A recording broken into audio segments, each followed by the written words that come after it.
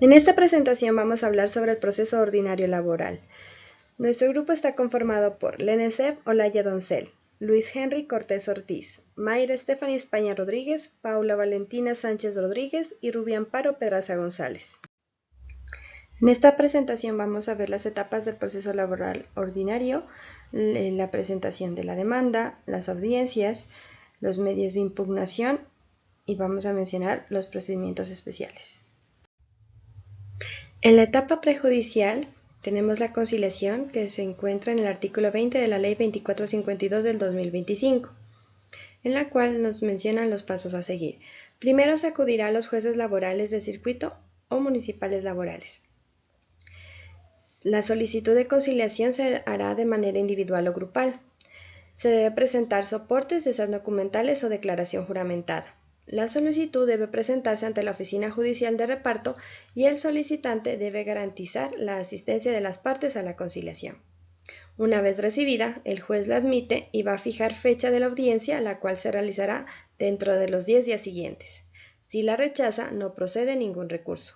La audiencia puede ser presencial o virtual. El juez interroga e invita al acuerdo amigable. Si hay acuerdo, ya sea parcial o total, se registra en un acta que tiene fuerza de cosa juzgada y presta mérito ejecutivo. Hay que recordar que la solicitud de conciliación suspende la prescripción hasta que haya acta, constancia de no acuerdo o pasen 3 meses. Si no prospera, se podrá presentar la correspondiente demanda. En el artículo 21 de la misma ley nos explica cuáles son los asuntos conciliables. En materia laboral y seguridad social se conciliarán asuntos en donde el acuerdo no afecte derechos ciertos e indiscutibles. Entidades y autoridades administrativas que pueden estar presentes en la conciliación. El Ministerio Público, el cual cumple la función de admitir, inadmitir, rechazar o declarar desistida la solicitud de conciliación extrajudicial, citar audiencia de conciliación por el medio más expedito y dirigir la audiencia. La Agencia Nacional de Defensa Jurídica del Estado, que puede intervenir en la etapa procesal que estime pertinente en asuntos donde como parte demandante o demandada esté la nación o los organismos y entidades públicas del orden nacional. En el artículo 13 de la Ley 2220 del 2022 encontramos que los operadores autorizados para conciliar extrajudicialmente en materia laboral son jueces laborales competentes conforme a las reglas de competencia territorial, inspectores de trabajo, los delegados regionales y seccionales de la Defensoría del Pueblo, los agentes del Ministerio Público en materia laboral, y si ninguno de los anteriores se encuentra presente en el municipio, podrá ser adelantado por personeros y por los jueces civiles o promiscuos municipales, siempre y cuando el asunto a conciliar sea de su competencia. En esta sección veremos la etapa escrita del proceso ordinario laboral, que inicia con la presentación de la demanda, la cual debe ser sometida a reparto. Esta demanda deberá contener unos requisitos, los cuales se encuentran establecidos en el artículo 61. Primer requisito es la identificación del juez competente, es decir, a qué juez se dirige, como por ejemplo, juez laboral del circuito de Bogotá. Además, deberá contener los datos del demandante y del demandado, nombre, identificación, dirección, teléfono y correo electrónico. Unos hechos en que se funda la demanda, es decir, hacer una narración clara y ordenada de lo sucedido. Por ejemplo, la fecha en que inició el contrato, fecha del despido y lo que haya sucedido en el transcurso de eso. Unas pretensiones, ¿qué es lo que se le pide al juez? Como pago de indemnización, reintegro al cargo, reconocimiento de pensión. Unos fundamentos de derecho que son las normas legales, constitucionales o jurisprudencia que apoyen la demanda. Las pruebas son las que se juntan como contratos diferentes de pago y las que se piden practicar como testimonios e interrogatorio de parte. Y la cuantía, cuando sea necesario, sirve para determinar la competencia del juez. Una vez ya asignada la demanda al juez de conocimiento, Este la debe revisar para ver si cumple con todos los requisitos mencionados anteriormente. Si la inadmite, concederá 5 días para que sea subsanada. Y si la admite, ordena notificar al demandado.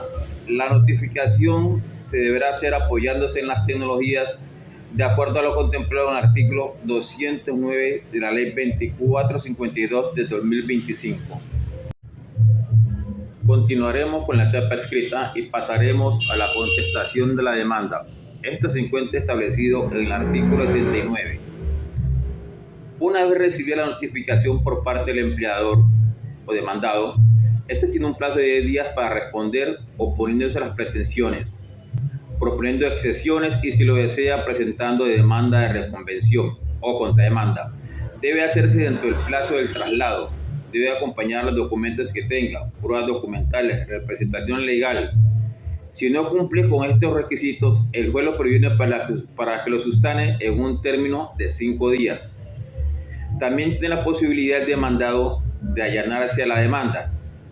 Este allanamiento puede ser de manera parcial o total y puede realizarse en la contestación o antes de la sentencia de primera instancia. En la etapa del proceso ordinario laboral tenemos una etapa oral denominada audiencia inicial, regulada en el artículo 258 de la Ley 2452 de 2025. Luego de contestada la demanda principal y la de reconvención si lo hubiere, o cuando no hayan sido contestadas en el término legal, el juez señalará fecha y hora para que las partes comparezcan personal o virtualmente, con o sin apoderado, a audiencia pública, que será dirigida por el juez previo el examen completo del expediente. Esta audiencia se enfoca en la resolución de asuntos preliminares y la preparación del juicio. Para esta primera audiencia se aplican reglas básicas. Primero, en la etapa de conciliación, si alguna parte no puede ejercer su capacidad legal, deberá asistir su representante o persona de apoyo. Luego, si antes de la audiencia una parte demuestra una justa causa para no asistir, el juez deberá reprogramarla dentro de los 5 días siguientes. Solo habrá otro aplazamiento si ambas partes lo piden para conciliar. Finalmente, si alguno no comparece sin justificación, se generan efectos procesales, en particular, si el demandante presume ciertos los hechos confesables señalados en la contestación de la demanda y en las excepciones de mérito. Segundo, decisión de excepciones previas. El juez resuelve las excepciones previas que se hubieran propuesto y que requieran debate buscando sanear el proceso. Tercero, saneamiento y control de legalidad. El juez revisa el proceso para corregir o sanear vicios de procedimiento, nulidades u otras irregularidades que puedan afectar la validez de la actuación, es decir, que no existan vicios de forma. Cuarto, fijación del litigio. Si no existe acuerdo, el juez delimita los hechos sobre los cuales existe controversia y requiere prueba, así como los hechos aceptados por las partes que se tienen como probados. Y para terminar, quinto, decreto de pruebas. Se analizan las pruebas solicitadas por las partes. El juez decreta aquellas que sean conducentes, pertinentes y útiles para el debate, testimonios, documentos, peritajes, y fija la fecha y hora de la audiencia de trámite y juzgamiento. En la etapa oral, la audiencia de trámite y juzgamiento es la audiencia central del proceso, donde se practica el material probatorio y se emite el fallo. En ella se realiza la práctica de pruebas. Es el momento central donde se practican las pruebas que fueron decretadas en la audiencia inicial, testimonios, interrogatorios, exhibición de documentos y otros. Se dan los alegatos de conclusión. Una vez practicadas las pruebas o la etapa probatoria, las partes y sus apoderados presentan oralmente sus argumentos de conclusión sobre el acervo probatorio y jurídico. El juez emite su sentencia oral. Oídas las alegaciones, el juez idealmente debe dictar sentencia de manera oral inmediatamente después de escuchar los alegatos. Esto garantiza la celeridad y la concentración del proceso. Finalmente, se permite la resolución de recursos. En el mismo acto, el juez notifica la sentencia y resuelve los recursos que las partes interpongan, generalmente el de apelación, que ahora permite la doble instancia en todos los procesos ordinarios.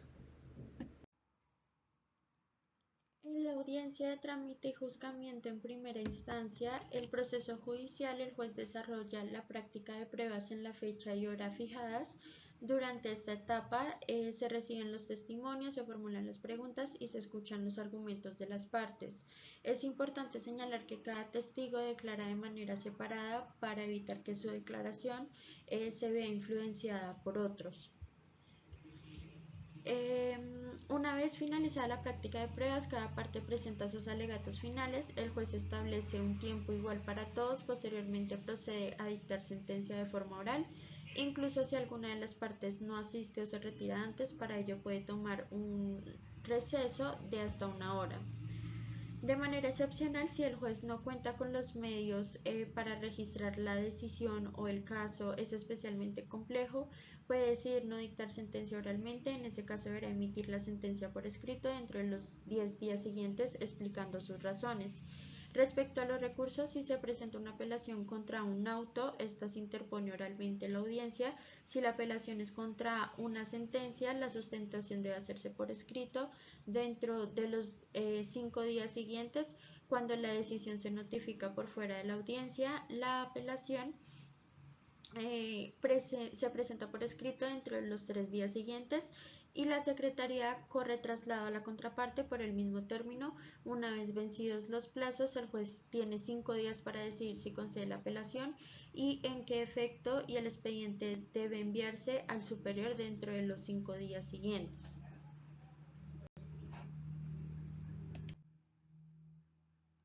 Cuando en audiencia en segunda instancia, cuando no es necesario practicar pruebas, se abre un término de 5 días para que las partes presenten sus alegatos de conclusión. Luego el tribunal dicta sentencia por escrito.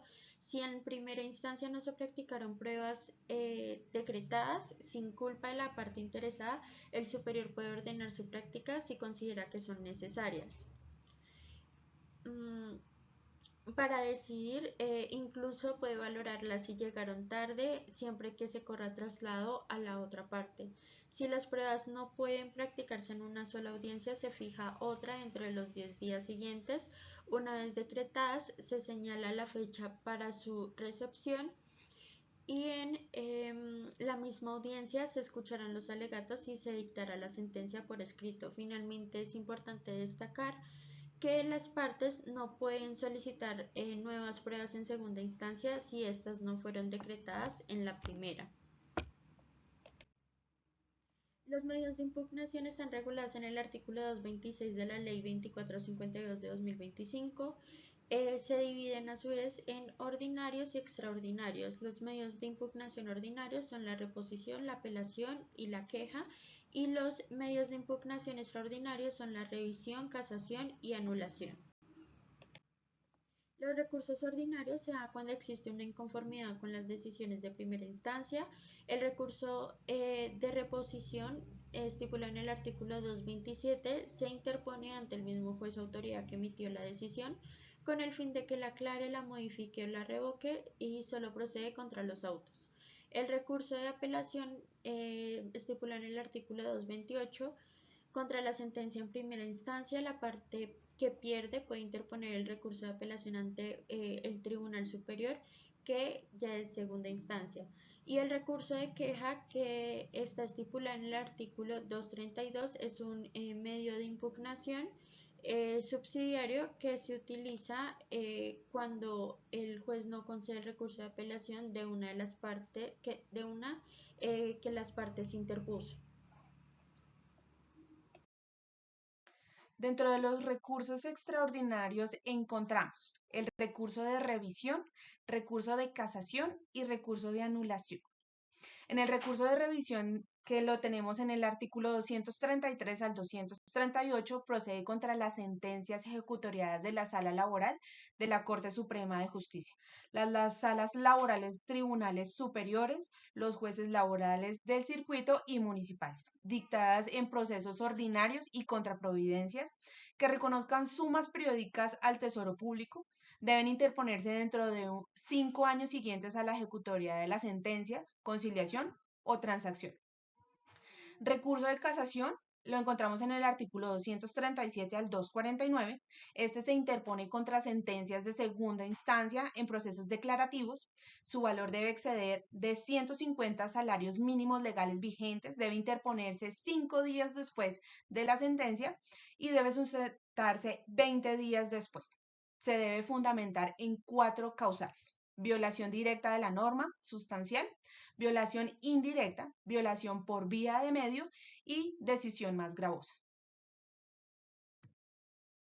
Dentro del recurso de anulación, que lo encontramos en el artículo 231, este recurso procede contra los laudos arbitrales, de que trata el artículo 302 y 307.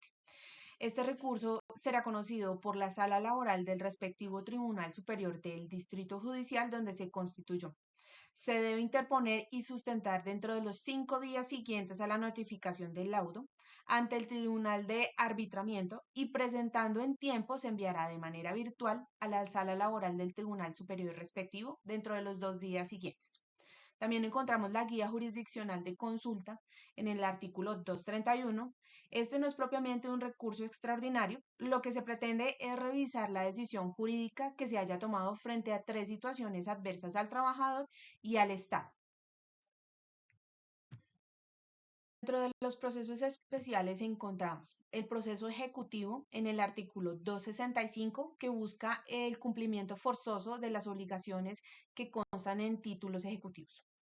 El proceso monitoreo en el artículo 287 busca el pago rápido de obligaciones claras y exigibles que no pasen los 20 salarios mínimos legales vigentes. En el proceso de fuero, en el artículo 292, encontramos el fuero sindical, fuero de maternidad, fuero por situación de discapacidad, fuero por prepensionado, fuero circunstancial y el acoso laboral.